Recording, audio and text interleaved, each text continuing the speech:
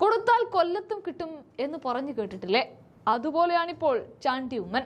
ഒരിക്കൽ തന്റെ അപ്പൻ മുഖ്യമന്ത്രി ആയിരുന്ന കാലത്ത് ഇന്നത്തെ മുഖ്യൻ കൊടുത്ത പണിക്ക് ഇന്നിപ്പോഴുതാ തിരിച്ചു കൊടുക്കുകയാണ്.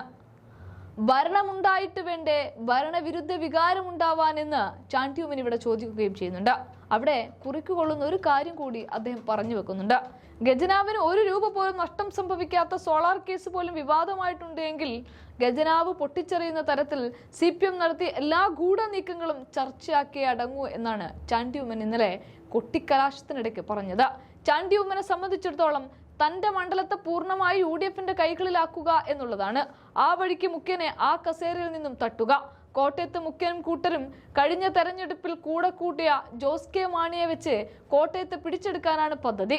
സാമുദായിക സമവാക്യങ്ങളെ വെച്ചുകൊണ്ട് ഒന്നൊന്നര കളി കളിക്കാൻ വേണ്ടിയാണ് സുകുമാരൻ നായരുടെ അടുക്കളയിലേക്ക് VN വാസവനെ അയച്ചതും വെള്ളാപ്പള്ളിയെ കാറിൽ കയറ്റി കൊണ്ടുപോയതുമൊക്കെ. പക്ഷെ അപ്പോഴും പറയുന്നത് ജമാഅത്തെ ഇസ്ലാമി കോൺഗ്രസിന്റെ തങ്കക്കുടമാണ് എന്നാണ്.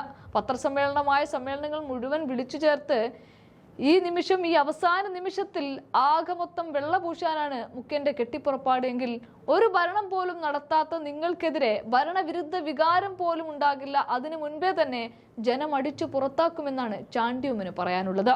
എന്താണെങ്കിലും ആ രംഗങ്ങൾ ഒന്ന് കാണാം. ഭരണം ഉണ്ടായിട്ടുണ്ട്, വിരുദ്ധ വികാരം ഉണ്ടാവാൻ ഭരണം ഉണ്ടാവണ്ടേ? ഈ ഖജനാവിന് നഷ്ടം വരാത്ത 1 രൂപ നഷ്ടം വരാത്ത സോളാർ ചർച്ചയാണെങ്കിൽ ശബരിമല ചർച്ചയായിരിക്കും. അന്ന് രാജിവെക്കുമ്പോ പുതിയ മുഖ്യമന്ത്രിക്ക് ഈ തിരുവനന്തപുരം മെട്രോ ഉദ്ഘാടനം ചെയ്യാൻ പറ്റുമോ? ഇല്ല. ചാണ്ടി ഉമ്മൻ MLA ആണ് ഇപ്പോൾ കോഴിക്കോട് കടപ്പുറത്ത് വോട്ട് തേടി എത്തിയിരിക്കുന്നത്. ജിഷാനാണ് എത്തിയിട്ടുള്ളത്. എന്താണ് 100% ഇവിടുത്തെ അറ്റ്മോസ്ഫിയർ കാണുമ്പോൾ 100% വിജയം ഒറ്റ പേരേ ഉള്ളൂ, TPM ജിഷാൻ, യാതൊരു സംശയവും. കേരളത്തിലെ മൊത്തത്തിൽ ഈ തെരഞ്ഞെടുപ്പിൽ ഭരണവിരുദ്ധ വികാരം ഭരണം ഉണ്ടായിട്ടുണ്ട്, വിരുദ്ധ വികാരം ഉണ്ടാവാൻ ഭരണം ഉണ്ടാവണ്ടേ? ഇവിടെ ഈ കോഴിക്കോട് തിരുവനന്തപുരത്തും മെട്രോ തറക്കല്ലിട്ട മുഖ്യമന്ത്രിയാണ് ഉമ്മൻചാണ്ടി. 9 വർഷമായി അനങ്ങിയിട്ടില്ല. ഇപ്പൊ തിരുവനന്തപുരം മെട്രോയുടെ കാര്യം പറയുന്നുണ്ട് പേരിനെങ്കിലും. കോഴിക്കോടിൽ ആരും മിണ്ടുന്നില്ല. ഇബ്രാഹിം കുഞ്ഞും കൂടെ ചേർന്ന് നടപ്പാക്കിയ പദ്ധതിയാ. എവിടെ പോയി മെട്രോ? ഞാൻ ചോദിക്കുന്നു, മുഖ്യമന്ത്രി പറയുന്നു ഞാൻ വെല്ലുവിളി